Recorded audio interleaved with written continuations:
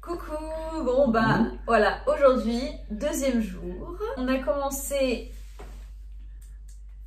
par le château de Bennac, qui a appartenu à Aliénor d'Aquitaine, Richard Cœur de Lion. Alors, je répète, ce château a appartenu à toutes ces personnes qu'on vient de citer, plus beaucoup d'autres. Mais en tout cas, il ne nous a pas appartenu ce château, mais à nos ancêtres, oui. Parce que donc nous descendons de Aliénor d'Aquitaine, donc mais pas de Richard Cœur de Lion. C'est un super château, c'est un château médiéval du XIIIe siècle. Au début, c'était un donjon. Ouais. Bonjour et bienvenue dans ce château de Brignac. Bennac. Ah, bon, Brignac. Il n'a pas de R. Bennac. Oui. Bonjour et bienvenue dans ce château de Bennac. Château, ou plutôt donjon, construit au XIe siècle et qui, au fur et à mesure de l'histoire humaine, a été développé en un donjon impénétrable face à ses ennemis. C'était Stéphane Bern. Il y a une partie en extérieur, une partie à l'intérieur. Il y a vraiment les trucs de l'époque, c'est vraiment médiéval. Il a été restauré. Il y avait certaines parties du château qui avaient été restaurées au XVIIe, XVIIIe, XIXe, mais qui avaient été restaurées dans le style et la mode de l'époque. Donc le nouveau propriétaire qui l'a racheté en 1961, il a fait redémolir ce qui avait été reconstruit pour le remettre à l'état d'origine, c'est-à-dire à l'époque médiévale. Et la particularité de ce château, c'est que c'est ce château qui a servi de décor au film Les Visiteurs 2. Le château n'a pas servi que au film Les Visiteurs 2, il a aussi participé, contribué. Un autre film très connu. Comme Jeanne d'Arc de Luc Besson. La fille de d'Artagnan aussi. Cendrillon. Il a une très belle vue sur la Dordogne. Il est en hauteur, en altitude. Il culmine vraiment. Il construit à même la roche. Et on avait aussi un audio guide. L'audio guide est gratuit. Moi, je trouve que ça vaut vraiment le coup. Je vous conseille vraiment d'y aller si vous aimez tout ce qui est l'histoire, les châteaux. Bah, allez-y. Y'a que moi que j'ai pas aimé les audio guides, parce que aux audio guides, on peut pas poser des questions. Alors que moi j'ai toujours des questions à poser, soit parce que je comprends pas, ou alors c'est parce que je suis curieux, donc voilà. Et bien souvent je pose des questions. D'ailleurs mon fils aussi, des fois il pose des questions. Donc voilà, c'est l'inconvénient de l'audio guide. Ensuite on est allé manger juste à la sortie, dans un petit resto. Un fast-food quoi, un resto rapide quoi. Ouais voilà, truc rapide. Juste à l'entrée de... Voilà, il n'y a rien de maison. Il y a juste apparemment, c'est marqué crêpes au chocolat maison. D'après papa, ce n'est pas... Le connaisseur en chocolat. Voilà, il me dit non, c'est pas du chocolat maison. Et je l'ai signalé en payant. Parce qu'on m'a demandé, est-ce que ça vous a plu, monsieur? Et là, bien sûr, j'ai répondu, il était bizarre, votre chocolat maison. On aurait dit un chocolat en bouteille. Tu l'as dit? Tu l'as dit? Oui. Et alors? Elle dit quoi? Et ben alors, je m'attendais à ce que dit, bon, bah, je vous fais une petite réduction. Mais même pas. Et donc ensuite, nous sommes partis au musée national de la préhistoire, qui se trouve à, je ne sais plus. Voilà, c'est pas vraiment une ville très connue. Et Znac. C'est pas dans une grande agglomération. Je mettrai le nom de la ville ici. Mais non mais... ça sera sur la vidéo. Donc on a vu beaucoup d'ossements, de reconstitution, et des fossiles, tout ce qui est des objets. J'en ai des vrais moi. Quoi? Des cils. Des vrais, tu veux dire? Ah oui, il y avait des fossiles et des vrais cils. Oui, c'est le soir. C'est le soir. On a vu aussi des crânes. Oui. On a vu un crâne de néandertalien. Et ensuite, pour terminer la journée, on est allé au lac de Kos. Donc nous sommes baignés, c'était la dernière journée. C'était très chaude, même pas eu besoin de se mouiller avant. Directement dans l'eau. On a vite fait un peu bronzé. Mais oui, on s'allonge un petit peu sur le sable. Ça a été très bien aménagé, cette petite plage. Avec du sable, c'est un lac artificiel. De toute façon, ça se voyait, il y avait comme un petit barrage. Et surtout, Mélodie a fait la remarque, parce que nous sommes déplacés souvent en voiture, parce que nous avons fait des longues distances. Et nous avons remarqué qu'il y avait beaucoup de verdure. C'est Mélodie aussi qui l'a remarqué. C'est vrai que c'est très... Il n'y a pas énormément de champs. Mais il y a beaucoup de forêts et surtout des noyeraies, c'est-à-dire des champs où il n'y a que des noyers, noix du Périgord, de Dordogne, et surtout les routes très sinueuses et surtout un relief très accidenté parce que ce sont des hautes collines qui font jusqu'à 300 mètres pour les plus grandes d'altitude, donc ça fait beaucoup de déplacements de manière sinueuse. Et comme je le disais aussi, les villes sont très moyenâgeuses. Il y a beaucoup de petits châteaux au style médiéval, c'est vrai. Il ne faut pas oublier aussi d'expliquer que cette région, la Dordogne, a été très propice aux découvertes archéologiques sur l'homme préhistorique. Et donc là, vous allez voir dans toutes les vidéos que j'ai prises durant la journée. Voilà. Salut.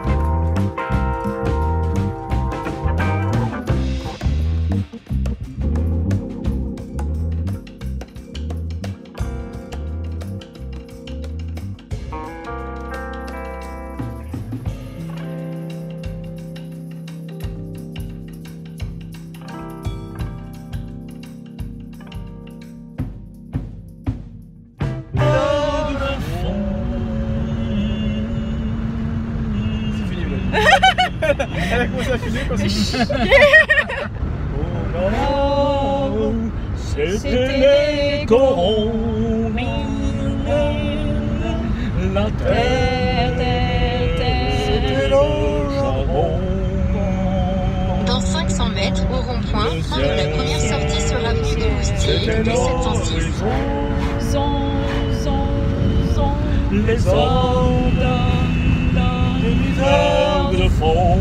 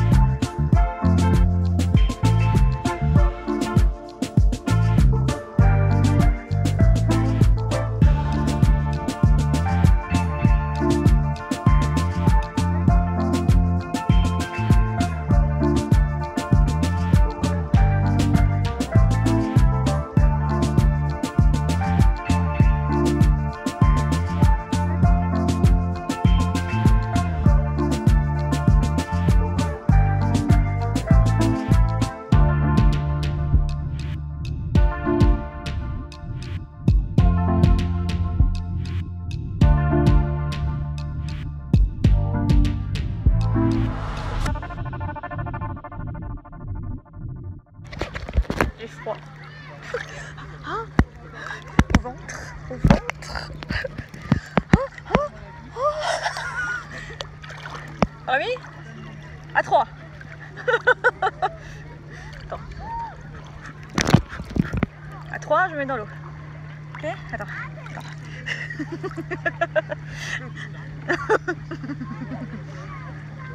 Allez. 1, 2, 3. Oh.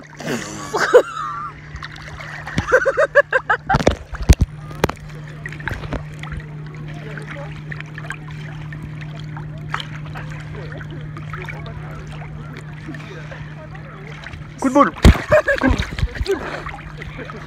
C'est quoi avec ton pied? Bah je nage. Pourquoi? Pourquoi? Parce que j'ai le pied. Ta pied. Non. Ta pied. Non, je te dis que non. Je t'ai dit que ta pied. Je dis que ta pied m'a dit.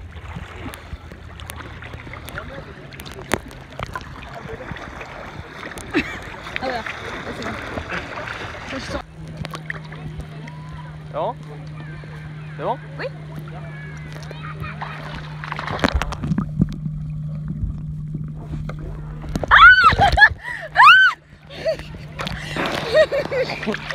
C'est bon, t'as filmé? Oui, super, merci. Tu vas filmer quand ma tête est sortie comme ça? Oui. C'est vrai? Je crois, ouais. Ok.